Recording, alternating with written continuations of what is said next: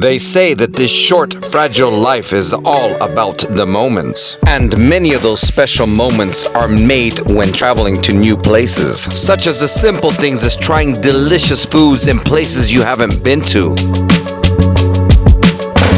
or observing the interesting details of all the new places you visit.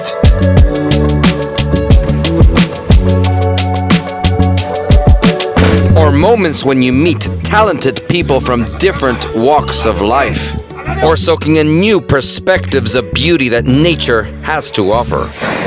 Or even the moments when Mother Nature humbles you with one of the biggest active volcanoes in the world. In this video, we will witness a very unique and amazing moment in travel as I participate in the baby turtle release ceremony in an area that has to be one of the most underrated and exotic coastal destinations on the continent. I will show you where to find the ceremony as well as the process behind it. And as a bonus, I will show you a very beautiful hidden cove nearby, as well as a very fun and eclectic strip that is one of the main reasons people visit this place. We start our journey in the area around Puerto Escondido, which is on the southern coast of the state of Oaxaca, Mexico. What makes this area very cool is that even though it is not as commercialized as the very popular destinations such as Cancun and Los Cabos, there is still a lot to do and see, such as many viewpoints like what we discovered in the last episode and what we will see in this episode. It might surprise you to know that this area is known to have some of the largest waves, making it a destination for many surfers worldwide, as well as an abundance of stunning rock formations, being that this area is one of the most seismic places in the Americas. Another thing that might surprise you is the variety and cultural diversity in the businesses, despite this area not being very developed. We start off where we left off in the last episode, and that is Zicatela, which is one of the main parts of Puerto Escondido, known for having many interesting cool bars on the beach, and is typically the area that many people patron for the nightlife, as quite a few of these bars turn into nightclubs during the late hours.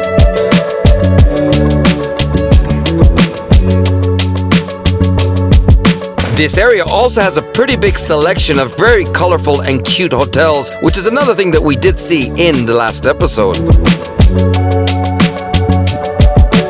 From here, we diverge from the beach area and walk to the local neighborhoods of Zicatela to reach the main highway, with the intention of eventually reaching the very interesting area of La Punta that I think you guys will really like. It's only a few blocks that we have to walk through this very picturesque and tranquil neighborhood before arriving to the main highway. Alright guys, there's not a whole lot to see on the main highway. Some things here and there, but we're going to fast forward a little bit and we'll be in La Punta area in about probably 15-20 minutes. It's about a mile walk from here, but I want to walk it anyway. First of all, because it might take me 5 or 10 minutes to get a cab, and second of all, because I might find something interesting along the way. The problem with walking, as you can imagine, is sometimes I cannot find a good route to walk. Being that this city is barely developing, the infrastructure, especially pedestrian infrastructure along the main routes, is not quite developed. So the safer thing to do would be to cross this major road, go on the other side, which seems like it's much more walkable. Of course, I'm always used to crossing the streets in Mexico City. This is nothing compared to that. But, you know, something bad could happen anywhere, so I still have to be careful. You can definitely tell that there are a lot of foreigners in the city, and being that this is still an off time, some actually live here or may have a vacation home. Some just visiting here like me. A lot of them like to use motorcycles. Seems to be a very popular way to get around, as you can see. Especially as we get close to La Punta, you will see a lot of people from other countries. And you can definitely see it.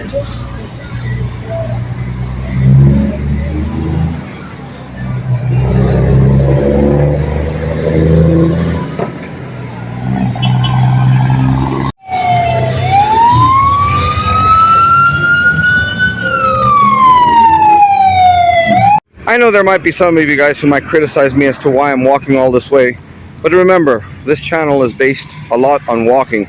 Of course, you will get a lot of scenery between the cities in a bus or in a taxi or in a private car, but when I'm in a city, I prefer to walk. First of all, because I feel like that's a very healthy lifestyle. Second of all, because you really get to feel the place, see things that you normally miss. It's not a question of about a $5-10 taxi ride. It's about when you visit a place, I feel like the best way to really get yourself deep into the place is walk as much as possible.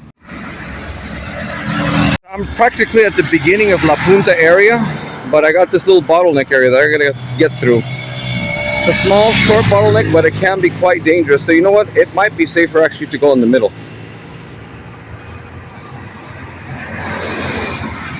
I don't know why they didn't think about putting a sidewalk there. But anyway, I have to cross the street to go back to the other side, so maybe it was for the best.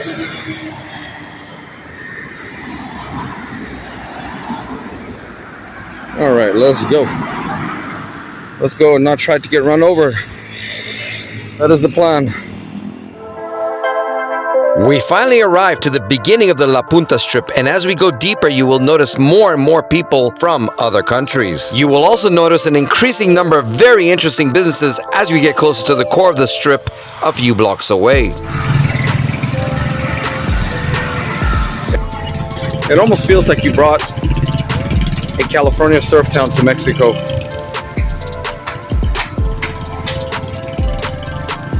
To say that this area is artistic and eclectic is an understatement. Believe it or not, as I was barely entering the La Punta Strip, I happened to bump into a place selling fresh cream of coconut. Like coconut, cream of coconut, huh? Así dice, ¿no? Ajá. Crema de coco, huh? Crema de coco. 70 pesos? 70. Ah, muy buen deal. ¿Sí? Todo es aquí, coco, huh? Ah, del coco. ¿Tienes tu propio ¿Negocio? árbol? Ah, compramos. ¿Compran? Como Okay. idea, sí, sí. Qué bonito. Look at this, guys. This whole entire bottle of coconut cream for only 70 pesos. Can you believe that? Ah, Está bien rico, eh?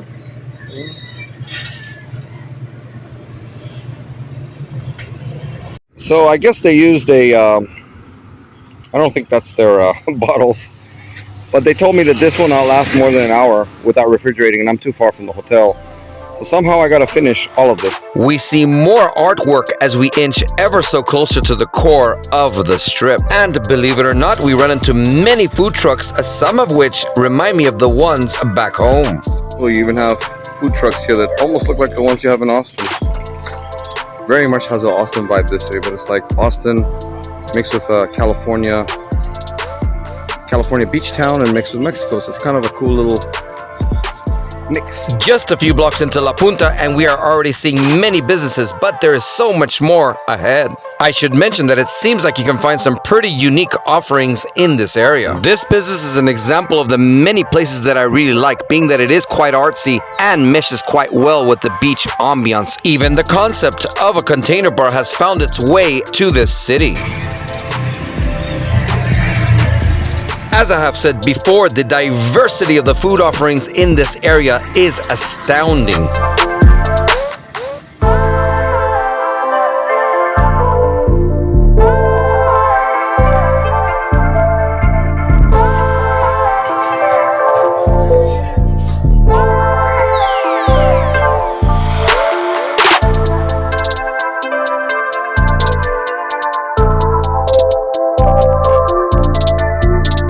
Definitely an Austin feel. Eat now, repent later. Pretty cool. The sheer variety of stores in this area was honestly just as impressive to me.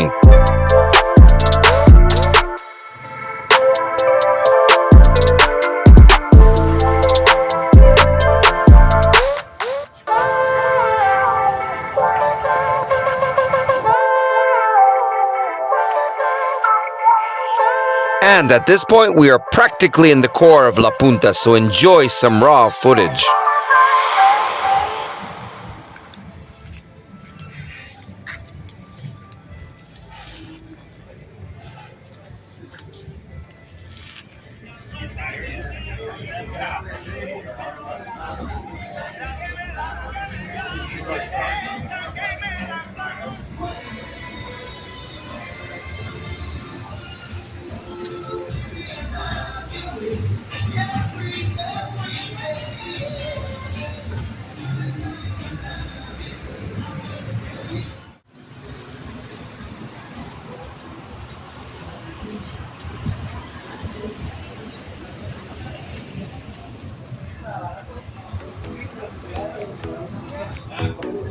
What you have seen so far is just the tip of the iceberg because there are so many more places to discover in La Punta that this area practically deserves its own episode. After walking down a good chunk of the main drag in La Punta, I decided to make a right on one of the streets in hopes of reaching the beach in time for the sunset, and also to compare the general feel of the beaches on this side to that of the beaches on the other side of town that we walked on in the last episode. And you can definitely tell that the beach on this side has a very different vibe than the other side. I think they complete each other. I like both sides. As you can see, there are many foreign tourists on this beach, and that in itself is a testament to how many people from around the world love visiting this place. And though I was planning to see the sunset on the beach, I did barely miss it. But I will get another opportunity in a very interesting location, as you will see. As I make it back onto the streets of La Punta, the area seemed even more energetic and alive, giving me the opportunity to see many more stores, bars, and restaurants that I may have missed as I was entering the area earlier in the evening.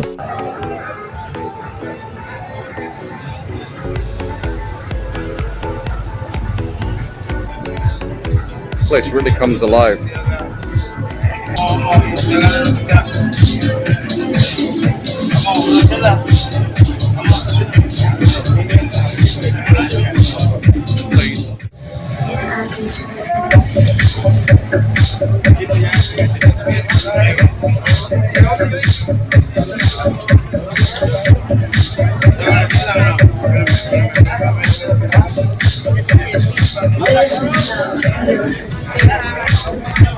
At this point, I was really starting to feel hungry, and I remembered an Italian restaurant that I saw earlier with a peculiar name, and I decided to go there to have a dinner.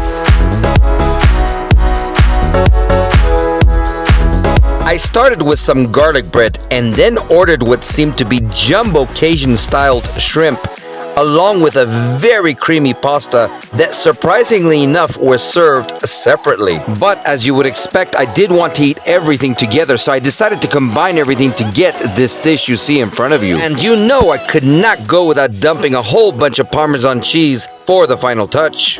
After leaving the restaurant, I was really starting to crave some coffee, and lucky for me, I found this very interesting looking coffee shop that was serving Vietnamese coffee, believe it or not. And even more surprisingly, this had to be one of the most delicious Vietnamese coffees I have had. One of the things I really enjoy doing is engaging with the locals. So shortly after, I decided to participate in a card game with a local street performer. This was one of those usual card games where he had to guess the card that I pulled, and he was quite good at what he did because I chose a 9 and he found it. Keep in mind that these performers typically work for a tip, so it is imperative to be generous when possible.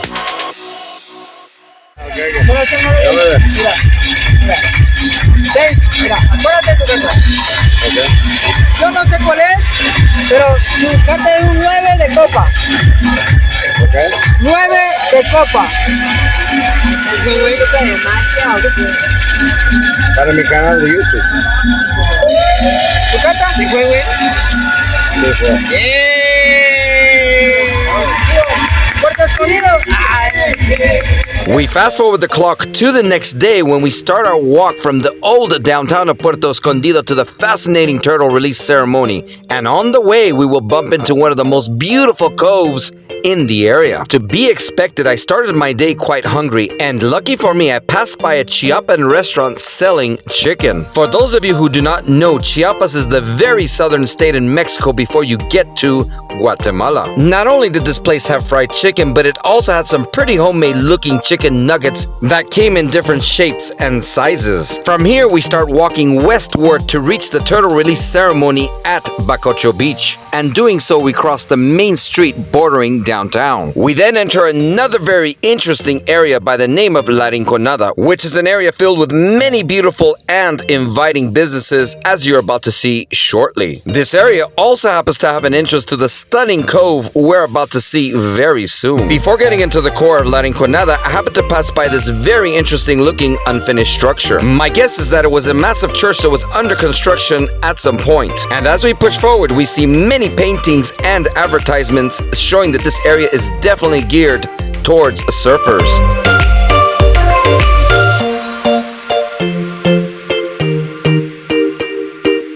After walking 2 very long blocks west from the center of Puerto Escondido, we reach the beginning of the commercial strip of La Rinconada. Here, we also find a variety of interesting businesses such as shops, coffee shops, restaurants, and even cute bars like this one in the beginning of the strip.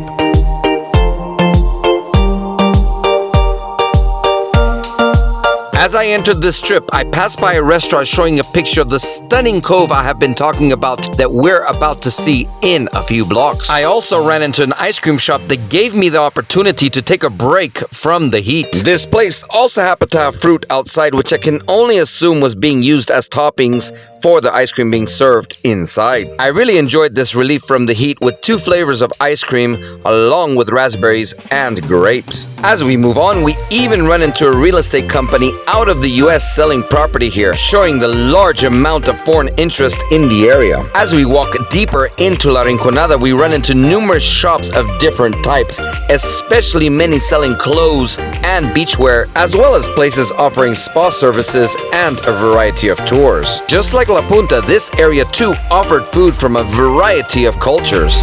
As I'm walking, I happen to run into a truck selling Coca-Cola. And though I cannot confirm, I have heard that the Coca-Cola in Mexico is made from cane sugar instead of corn syrup. Enjoy some raw footage of La Rinconada before we arrive to the entrance of the cove, which at this point is practically around the corner.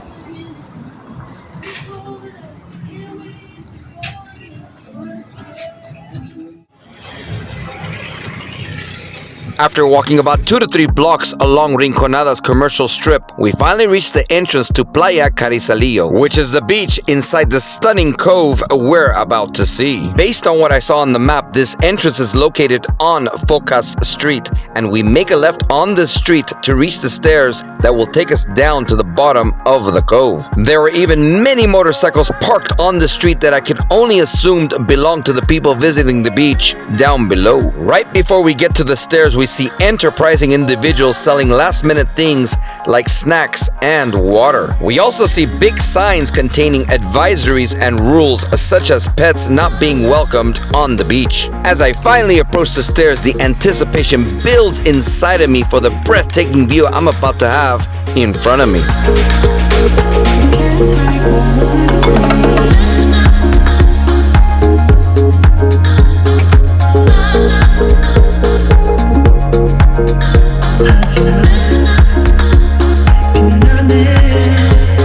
It is moments like this that remind me of the reasons I travel.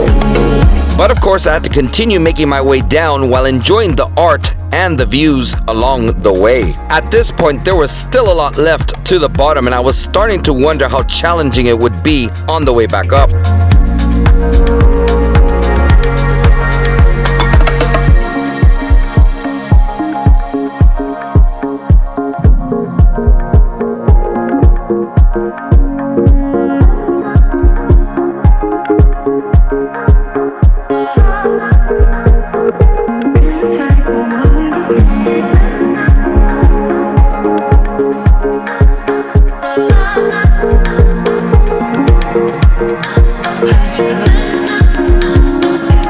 I finally made it down to the bottom to enjoy my first raw footage of the beach.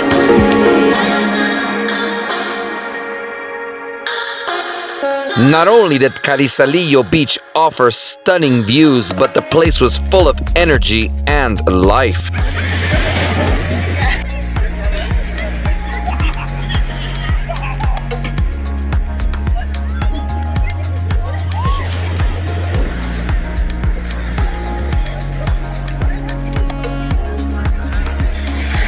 At this point, I decided to walk along the beach to see more of it and to find a shaded spot where I could enjoy the chicken I purchased earlier. When I got close to one end of the cove, I noticed a covered rocky area. And when I arrived to that area, I found a spot to set my food down to enjoy views of the beach from the comfort of the shade.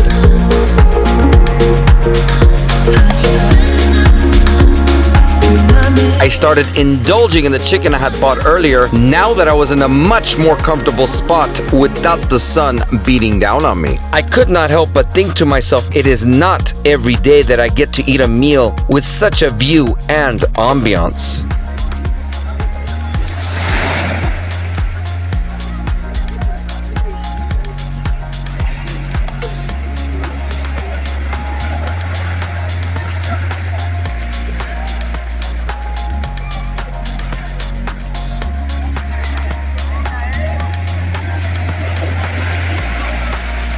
At this point, we have to go back up to not miss the turtle release ceremony, and we get to enjoy the rest of La Rinconada on the way.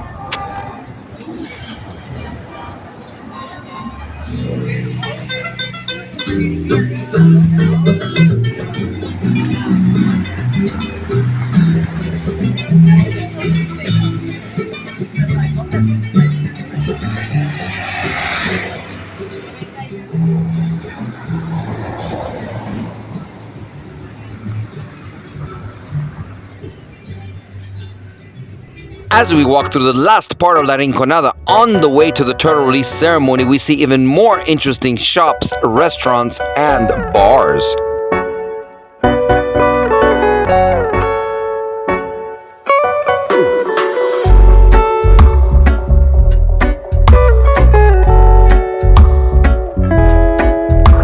Some of these shops look quite eclectic, giving it somewhat of a Venice Beach or Austin feel, in my opinion. And as I'm sure you have noticed, businesses in this town seem to be quite obsessed with very colorful directional signs.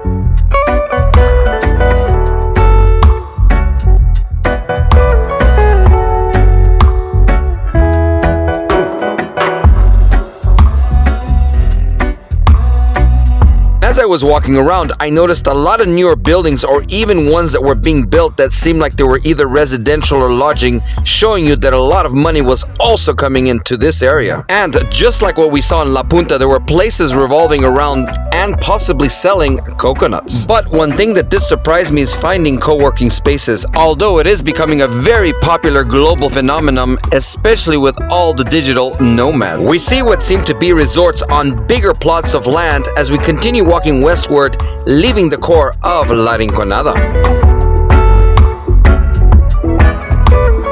After passing this beautiful resort, I get to a road that takes us down to the coastal level and Bacocho Beach, where the ceremony is held. When I get down to the coastal level, I see what seem to be more resorts and clubs, and even one with the name of the beach itself.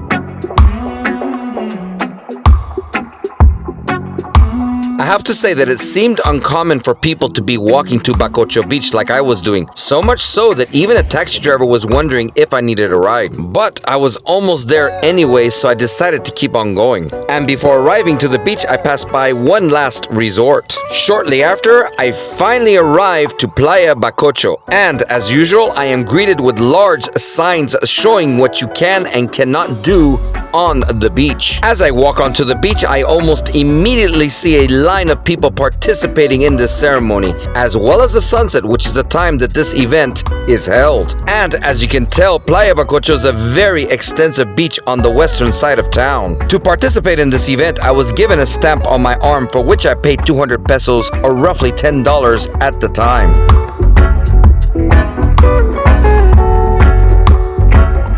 And of course, before lining up, I had to select a turtle from a basket of Golfino turtles, which are supposedly some of the smallest and most abundant turtles in the world. So supposedly these turtles were born today, and every day about 200? Yes. That's pretty cool. So I guess the process is I gotta get a cup first, and then in that cup they will give me a turtle. I finally had my turtle, and it was time to line up. But before doing so, I was debriefed about some basic rules, including never touching the turtle and not crossing the line that was set on the beach. I'm assuming these rules were created to allow the process to happen as naturally as possible with minimal intervention. Understanding these rules, I then walked to the back of the line with my turtle.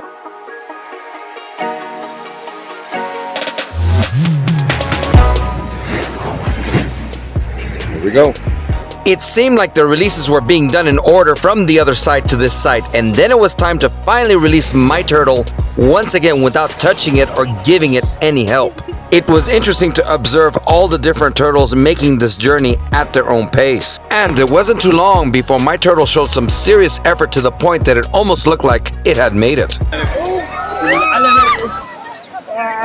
With the cruel reality of nature, getting into the water is the least of worries. There is even a bigger threat from above, ready to devour these baby turtles, and that is why you see these workers throwing sand into the air to increase their chances of a survival. But the good thing is that this turtle was making great progress against all odds.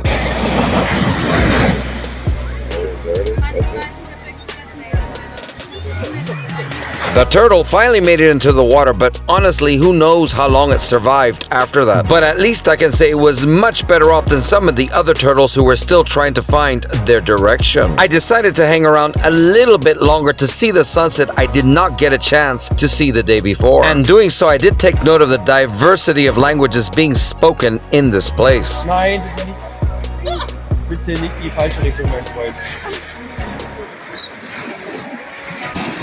Und jetzt nicht wieder, ey. Ja. Hey, ich will zwar nicht der Stärkste.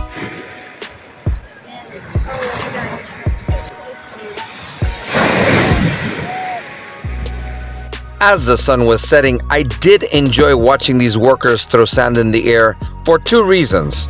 First of all, because I knew it was helping these baby turtles, and second of all, it was kind of soothing in an interesting way.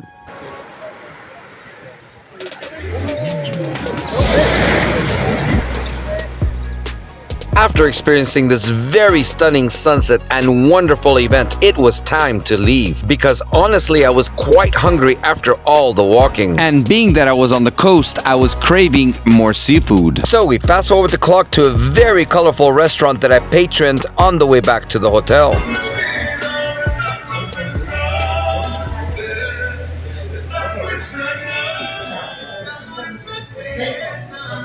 Like many other seafood places, we start with some chips and some sort of spicy dipping sauce. And for the main dish, I had some fried shrimp and rice.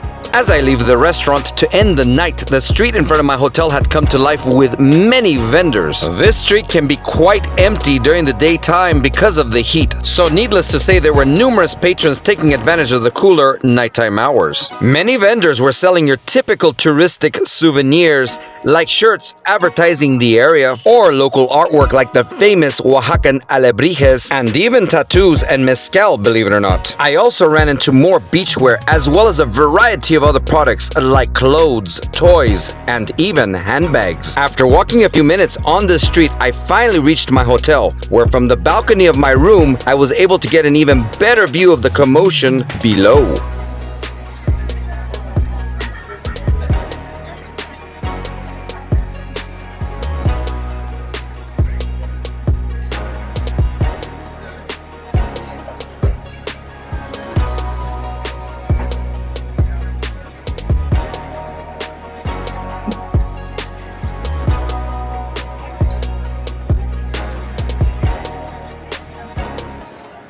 I decided to stay up a little bit longer to absorb the ambiance from this vantage point, being that this was the last night of my visit. Before I left town the next day, I patroned one last very cute coffee shop in the center of Puerto Escondido. And as usual, this place was filled with beautiful art and delicious pastries. You know, I had to start with the matcha latte, and not only did I get to enjoy the beauty inside the coffee shop, but I also got to enjoy the ambiance outside.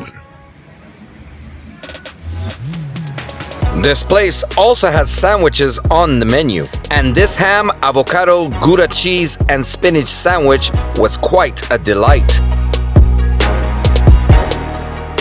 Even though Puerto Escondido, without a question, is one of the biggest up-and-coming destinations in Oaxaca, there are other noteworthy places along the Oaxacan coast, such as Huatulco, and many more interesting, less-known destinations that I do plan to do episodes on in the future. Oaxaca is truly a special place that almost seems to have everything from culture to mouth-watering food to beautiful architecture and even stunning diverse nature. You might want to consider visiting here before it becomes too popular. Muy bonito aquí realmente, muy bonito.